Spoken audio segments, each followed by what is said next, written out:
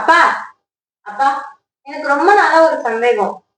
நான் என்கிட்ட ஏதாவது சொன்னேன்னு வச்சுக்கோங்களேன், ஒரு 5 நிமிஷம் ஆயிடுச்சுன்னா, இது என்ன இவ்வளவு பெரிய ராமாயண கதை மாதிரி இவ்வளவு பெருசா பேசுற அப்படின்றாங்க.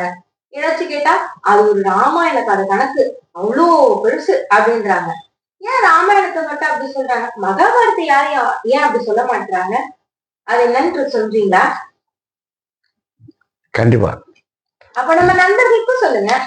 சொல்லலாம், எல்லாருக்குமே சொல்லலாம். உனக்கு அந்த சந்தேகம் ஏன் வந்தது அப்படின்னு சொன்னா, நீ என் பொண்ணு. இதே சந்தேகம் எனக்கு ஒரு 30 வருஷத்துக்கு முன்னாடி வந்தது.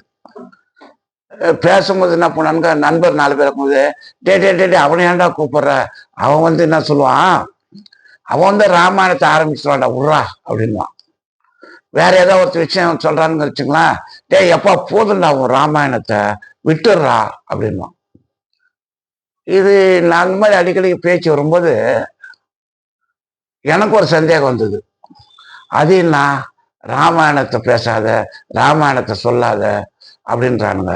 ஏன் ஒருத்தனும் மகாபாரத்தை சொல்ல மாட்டான்? சந்தேகம் உனக்கு வந்த மாதிரி எனக்கும் வந்தது. சரி, நான் என்ன பண்ணேன், இப்ப நீ கேட்கற மாதிரி நான் அது சம்பந்தமா எல்லாத்தையும் கேட்க ஆரம்பிச்சேன். அது என்னங்க, ராமாயணம்ன்றாங்க, மகாபாரத்தை பத்தி யாருமே சொல்ல மாட்டேன்றாங்க, அது என்னங்கன்னு கேட்கற நிறைய பேருக்கு தெரியல.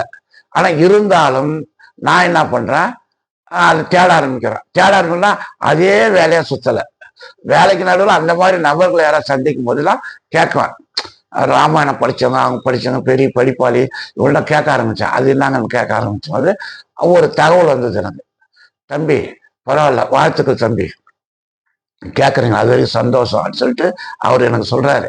என்ன சொல்றாருன்னு கேட்டீங்கன்னா, ராமாயணம் பெருசா மகாபாரதம் பெருசான்னா ராமாயணம் தான் பெருசு, மகாபாரதம் அதோட கொஞ்சம் சின்னது தான். அப்போ ஏன் பெருசுன்றது மக்களுக்கு ஏதோ ஒரு காரணத்துல வராம போயிடுச்சு. எப்படின்னு கேட்டா, ராமாயணம் சொல்லணும் அப்படின்னு முடிவு பண்ணாங்கன்னா, ஊர் தலைவர் நாட்டம்லாம் வச்சு கூடி பேசி நம்ம மகாபாரத ராமாயணம் சொல்லணும் அப்படின்வாங்க. ராமாயணம் சொல்லணும்னு ஆரம்பிக்கும் போது என்ன பண்ணாங்க கேட்டா, எல்லாம் பேசி ஒரு நல்ல நாள் குறிச்சு அது பேசுறவங்க சம்பந்தமா கூப்பிட்டு நாங்க பேசி எப்போ ஆரம்பிக்கலாம்னு சொல்லிட்டு சொல்லுவாங்க. அதுக்கு தகுந்த மாதிரி ஒரு குறிப்பிட்ட நாள் ஆரம்பிப்பாங்க.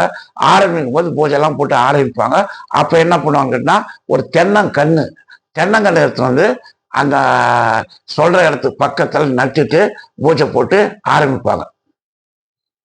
ராமாயணம் சொல்றாங்க சொல்லிக்கிட்டே இருப்பாங்க. இந்த தென்னங்கன்று வளர்ந்துகிட்டே போகும். அது மரமாயி அதுல ஒரு காய் பிடிச்சி காய் காய்ச்சி அது தேங்காய் ஆகுது இல்லைங்களா, அது வரைக்கும் சொல்லுவாங்க.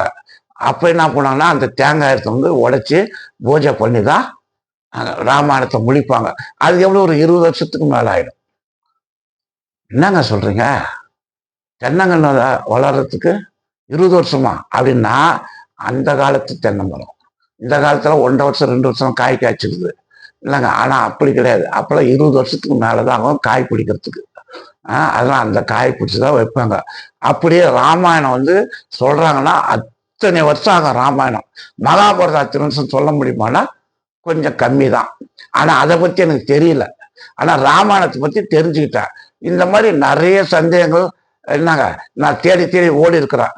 உனக்கு எப்பெல்லாம் சந்தேகம் வருதோ எனக்கு கேளு, அப்பெல்லாம் எனக்கு தெரிஞ்சதை சொல்றேன், தெரியாதுன்னு சொல்றேன். சரியா?